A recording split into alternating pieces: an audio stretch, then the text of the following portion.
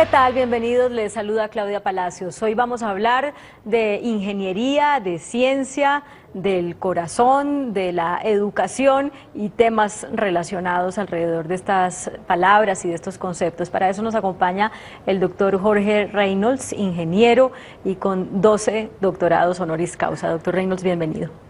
Es un placer estar en su programa. Usted estuvo hace unos días en un foro cuyo nombre era Los riesgos de la educación en un mundo cambiante. Y usted y otros científicos planteaban la necesidad de educar de manera diferente a los jóvenes, involucrando la tecnología y que no fueran los profesores los que dictaban clase. Un concepto un poco, ya se viene trabajando desde hace tiempo, pero como que nadie lo aplica bien. ¿Ya se sabe cómo aplicarlo bien?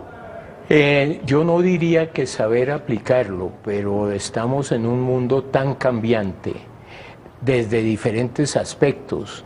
La tecnología es uno de los desarrollos que más está penetrando en cualquier tipo de actividad.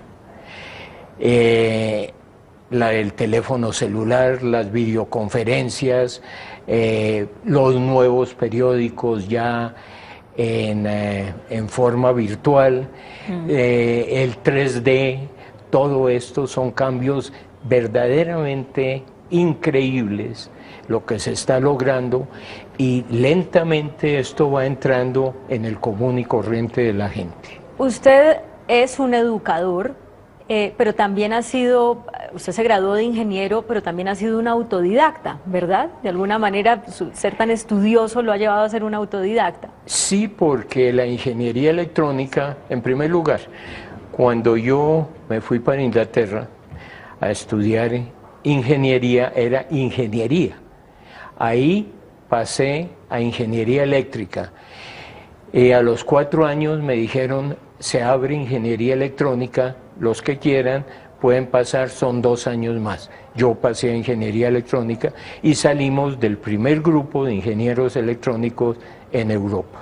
El primerito, claro, pero después de ahí, para desarrollar todos los inventos que ha desarrollado, de los que ahorita vamos a hablar, usted no volvió a la universidad a que le enseñaran, sino que usted sí, investigó, creó y a través de ahí desarrolló un conocimiento que enseña a otros, ¿verdad? Sí, ya ingeniería electrónica era una cosa rara, porque fuimos del primer grupo en Europa, entonces a mí me preguntaban, no solamente aquí, sino allá, ¿qué estudió? Decía yo, ingeniería electrónica. La gente en ese tiempo estaba de moda la bomba atómica, entonces pensaban, este debe saber de la bomba atómica y debe saber arreglar planchas. Ah, ¿y cómo hizo en ese momento para decidir un ejercicio que lo llevó después a tener una carrera tan brillante? ¿Usted era de los que buscaba trabajo o de los que decía yo me voy a hacer mi propio negocio? ¿Cómo era en esos tiempos? Cuando llegué a Colombia por amigos, compañeros de colegios, pues habían estudiado medicina y por una serie de coincidencias me llevaron y les había llegado unos equipos electrónicos, los primeros que llegaban al país, para cardiología en la Facultad de Medicina. Y ahí el doctor Paredes, que era el decano, me nombró ingeniero electrónico del Departamento de Fisiología de la Universidad Nacional. Eso era absolutamente incomprensible para cualquier persona, todavía más para los médicos, que en ese tiempo la medicina era una de las carreras en que no entraba nadie que no fuera médico. Y ahí principié a ver que el corazón era un sistema eléctrico y que ese corazón yo lo entendía cómo funcionaba. Casi simultáneo entré a trabajar a la clínica Chayo, que se comenzaba, fui uno de los fundadores de la clínica y de esta manera comencé también a ver que las arritmias era uno de los grandes problemas en que morían muchísimos pacientes. y dentro de la variedad de arritmias, una que se llamaban bloqueos auriculoventriculares. Y viendo que el corazón era un sistema eléctrico, me puse a pensar la posibilidad de crear un sistema de estimulación artificial eléctrica del corazón, y esto me llevó a la creación del primer marcapaso. Del primer marcapasos, ¿eso fue en 1958. Y de entonces ahora la evolución de los marcapasos, pues... Verdaderamente increíble. Estamos hablando en 1958, cuando comenzaba la carrera como electrónica. Entonces, todavía no era comercial el transistor, ya se había inventado, pero no era comercial. Hablo del transistor como elemento, no como el radiecito que todos usamos. Sí. Y esto me llevó a que comencé a evolucionar ese primer marcapaso que hice, que pesaba 60 kilos, con una batería de automóvil y con tubos de radio. Y de este aparato, pues fuimos evolucionando, se fue cambiando, aparecieron varias fábricas de marcapaso en el mundo. He estado siempre vinculado al desarrollo. O sea, el suyo fue el primero en el mundo entero. En el mundo entero. ¿Cómo es que usted no se ha ganado un Nobel? No, no lo sé. Se lo están debiendo, ¿verdad? ¿Cree usted? En todo caso, pues, en este momento se han beneficiado con los marcapasos alrededor, ya podremos decir que de 80.000 personas, o sea, el doble de la población colombiana. 80.000 personas, 80 millones de personas. De personas que se han beneficiado con los marcapasos. Ya. Hoy Claro, me imagino que mucha gente lo confunde a usted con un médico, ¿no? Cuando lo ven trabajando en temas de medicina y en este flechazo con el corazón que usted tuvo apenas comenzando su carrera, mucha gente pensará, el doctor Reynolds es un médico, pero no, es un ingeniero. En la mayoría de los casos me confunden siempre con que yo soy médico. Pero usted, después de tanta experiencia, puede diagnosticar una enfermedad del corazón, puede hasta recetar y todo eso, ¿o no? Pues figúrese que pues son tantos años metido en esto, 69 años, en que pues el corazón es un órgano que más o menos sé cómo funciona. Cada día aprendo que sé menos. ¿Del corazón? Del corazón. ¿Qué? La evolución, el corazón tiene una complejidad que usted no se puede imaginar. Eso quiero saber. Hace unos días hacíamos una nota aquí en el noticiero sobre el estado de salud del corazón de los bogotanos, a propósito de que hay gente, cada vez hay más gente obesa y esto hace que su corazón pues no funcione idealmente. ¿Qué nos falta por saber del corazón? Yo creo que es infinito, porque los mismos desarrollos tecnológicos nos han llevado a conocer más a fondo el corazón, y cada día aprendemos que el corazón tiene diferente, la complejidad del corazón y del cerebro son verdaderamente increíbles. Hasta ahora estamos medio aprendiendo cómo funciona el corazón. Pero ¿hacia dónde apunta usted? Con los años de vida que le puedan quedar, que ojalá sean muchos, y las futuras generaciones, ¿cuáles son sus hipótesis respecto a lo que conoceremos del corazón? El corazón, si lo ponemos como un sistema de bomba, son dos bombas paralelas, impelantes, expelantes, lo más sencillo, pero para que eso funcione durante tal vez 80 años, sin reparación, puede que haya problemas, pero en la mayoría de los casos funciona durante 80 años. Y si pasan 10 segundos en que ese corazón para, pues está al borde irreversible de la muerte. Entonces hay que pensar la precisión con que tiene que funcionar ese órgano. Sí, usted ahorita está en el desarrollo de otro tipo de marcapasos. Cuénteme, porque es que con solo conocer la definición del tamaño, uno se queda pensando cómo puede haber evolucionado esto de algo de 60 kilos de peso a el tamaño de una cuarta parte de un grano de arroz. Sencillamente la nueva tecnología que se llama nanotecnología, la creación de circuitos electrónicos a tamaños de 3, 4 nanómetros. Un nanómetro es la millonésima parte de un metro. Para efectos prácticos es 100.000 veces más pequeño que el grueso de un cabello rubio. El cabello negro es un poco más grueso. ¿Para cuándo va a estar ese marcapasos Pues funcionando? ya estamos esperando que ojalá este mes se hace la primera implantación en un humano. ¿Aquí en Bogotá o en dónde? No, va a ser probablemente en los Estados Unidos. El desarrollo y la evolución de estos marcapasos, de esta tecnología, ¿en qué porcentaje se ha hecho en Colombia, siendo el creador un colombiano, y en qué porcentaje se ha hecho afuera? Sí, ha sido totalmente un desarrollo que yo lo he dirigido. Yo hice la creación, digamos, no me gusta decir esas palabras, pero fui el creador de ese nuevo marcapaso. Y esto no se podía desarrollar en el país porque no existía la nanotecnología para convertirlo ya en un sistema funcional.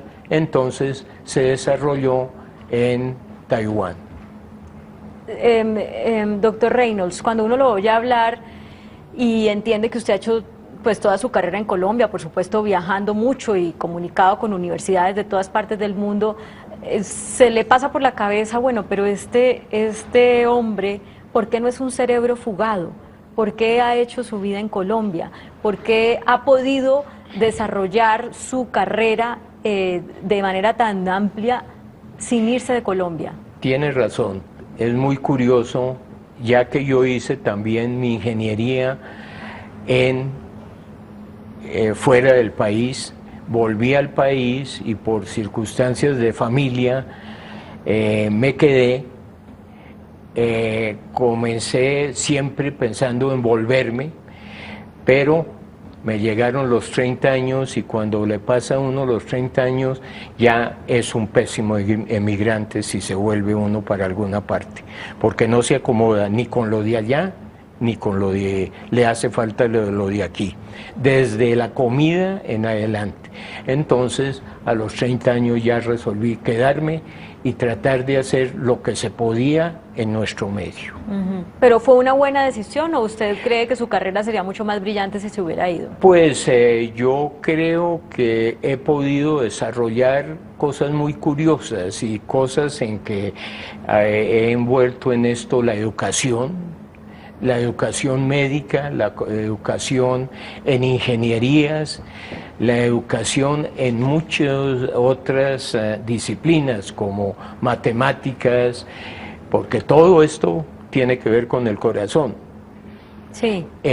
Física, química, en fin, poder crear un grupo interdisciplinario como es el que tengo yo en la Clínica Chayo, en mi departamento de investigación, y esto en colaboración con las universidades, con otros centros de investigación, con ayudas económicas pequeñas. Es decir, aquí voy a una cosa, desgraciadamente en nuestro país todo es chiquito. Hacer investigacioncitas con platicas y acomodarse uno al diminutivo. Pero se hacen cosas interesantes yendo a trabajar únicamente en cosas pequeñas. No hay que pensar en hacer cosas de grandes desarrollos porque es imposible. O sea, ¿pero se pueden hacer cosas grandes partiendo de esos diminutivos? Sí, claro, claro, y cosas muy originales y que cubren necesidades, hablo yo en este momento, de lo que es la medicina y en particular la cardiología. En ese orden de ideas, su mensaje para quienes están recién saliendo de ingenieros electrónicos en una universidad en Colombia o los mismos médicos, porque usted es un médico también, ¿Cuáles? Pues que van a una profesión que en 5 años va a ser muy diferente a lo que tienen hoy día. 10 años apenas se alcanza a ver cómo será el desarrollo. Pensar cómo va a ser el desarrollo, no solamente en medicina, sino en toda actividad humana, en la mitad del siglo, es completamente imposible. El ascenso logarítmico del desarrollo tecnológico, el desarrollo humano, el desarrollo industrial, de todo es verdaderamente impresionante. Pero entonces ahí vuelvo a lo que le planteaba en la primera pregunta, a propósito del foro en el que participó sobre educación. Si ni siquiera se puede avisorar lo que va a pasar en 10, en 15 años, ¿cómo se puede plantear un nuevo sistema educativo para esos niños que van a ser los profesionales dentro de 20 años? Desgraciadamente no se puede plantear, se puede hablar de 5 años, se puede saber más o menos cómo se van a dirigir. 10 años apenas se puede. Pero ¿se podría decir qué estamos haciendo bien y qué estamos haciendo mal para parar, dejar de hacer lo malo y hacer más de lo bueno? Yo creo que aquí tenemos un bachillerato deficiente, tenemos a pesar de todo, unas universidades con buen desarrollo, no hay una investigación verdadera porque el gobierno no está interesado, y los gobiernos, no hablo de no están interesados en ciencia y tecnología. Un país que no tiene su propia ciencia y tecnología es un país que no puede salir del subdesarrollo, eso hay que tenerlo claro. Aquí predomina la política y lo que no produce votos, pues se desecha. Ya que habla de eso, cuénteme la anécdota que refleja lo que usted está diciendo, ese momento de su carrera en que usted dice no vamos a salir del subdesarrollo por cuenta de eso, en lo anecdótico. Es así, entonces hay que buscar... ¿Pero qué le pasó? Cuénteme algún detalle, algún... No, que nunca ha habido en propuestas que yo he hecho de proyectos de investigación, todo esto, no ha habido ninguna acogida. Entonces resolví casualmente tratar de conseguir las ayudas económicas para hacerlo afuera, hacerlo en Colombia, mostrar que en Colombia sí se pueden hacer las cosas, pero que hay que buscar los medios afuera. Los recursos por fuera.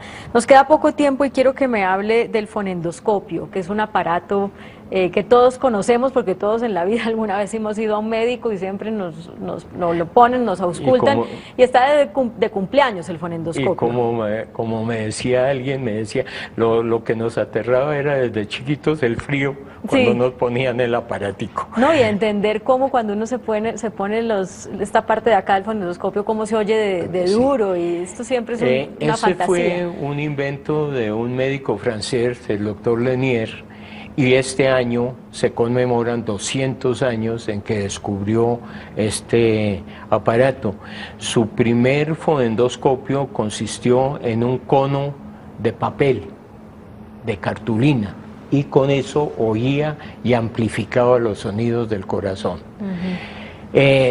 Poco a poco fue evolucionando y este año, estando yo trabajando en nuevo fonendoscopio, vi que Lanier había sido el precursor y que se conmemoraban este año 200 años.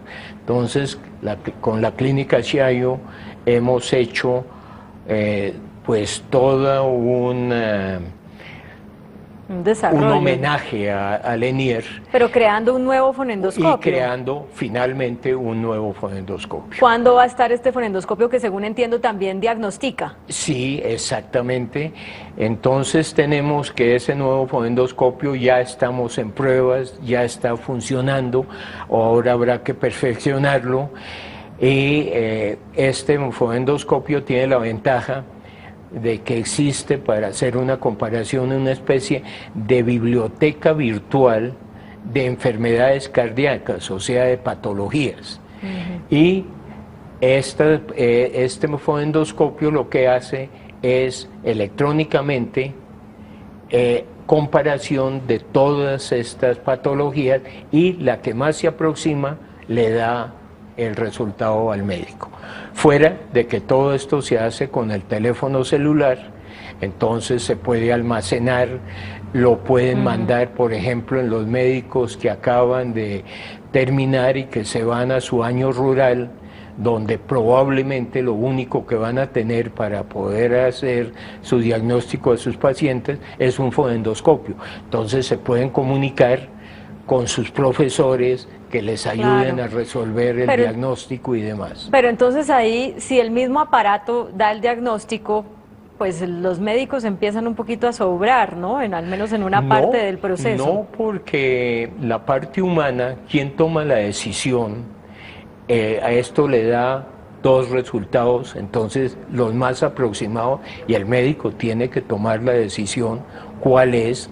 También tiene que ver una serie de todo el estado del paciente asociado, que puede cambiar el diagnóstico, el por qué sucedió ese problema. Todo esto, la medicina pues es un conjunto, no solamente una especialidad. ¿Cuánto tiempo les ha tomado desarrollar este fonendoscopio? Ya llevamos como unos 3 años en su desarrollo. Del nanomarcapaso, ya la idea la comenzamos con el doctor Jorge León Galindo en comienzo del siglo, en el año 2000, y hasta ahora lo pudimos volver una realidad. ¿Y del dron para emergencias cardiológicas? Eso es otra cosa muy importante, porque viendo lo que se está desarrollando los drones para una gran cantidad de diferentes tareas, desde sacar lindas fotografías hasta usos militares, obviamente, para poder hacer control de determinadas zonas, de industrias, es decir, es infinita las posibilidades. Entonces, una de las ideas es tener un dron de emergencia, por ejemplo en la clínica Chayo, y entrenar previamente a los celadores de los centros comerciales, donde ocasionalmente hay problemas de ataques cardíacos. Entonces, mientras llega la ambulancia y llegan los paramédicos, hay que acordarse del tráfico de Bogotá. O sea, es un dron para que levante al paciente infartado y lo lleve a una clínica. Lleva los elementos para poder hacer las primeras resucitación de ese paciente. Ah, y que sean los celadores los del que ponen, sitio, pero dirigidos por medio del teléfono celular desde la unidad de cuidado intensivo en la clínica, por los médicos. ¿Y esto para cuándo va a ser una realidad? Ya lo tenemos, eso lo estamos trabajando con la Universidad de los Libertadores, porque es una universidad que tiene aeronáutica. Lo hemos estado también con algunas injerencias de la Fuerza Aérea Colombiana, con otras entidades de emergencias, con la Sociedad Colombiana de Cardiología, en fin. Esto hay que adornarlo y ayudarlo con una serie de entidades afines al desarrollo. ¿Pero ya han logrado atender a alguien que ya todavía no, porque hasta ahora no ha habido licencias, en este momento no ha habido licencias en ninguna parte del mundo sobre ya la reglamentación para poder usar los drones. No, oyéndolo y a su edad y una vida también aprovechada, más bien le digo, lo dejo tranquilo para que siga trabajando, porque cada minuto suyo es de mucho beneficio para la humanidad. Le agradezco mucho que haya venido hasta aquí, doctor Reynolds. Encantado de haber estado en este programa, y muchas gracias a los televidentes. Bueno, muchas gracias a ustedes por mirarnos, por seguir este programa.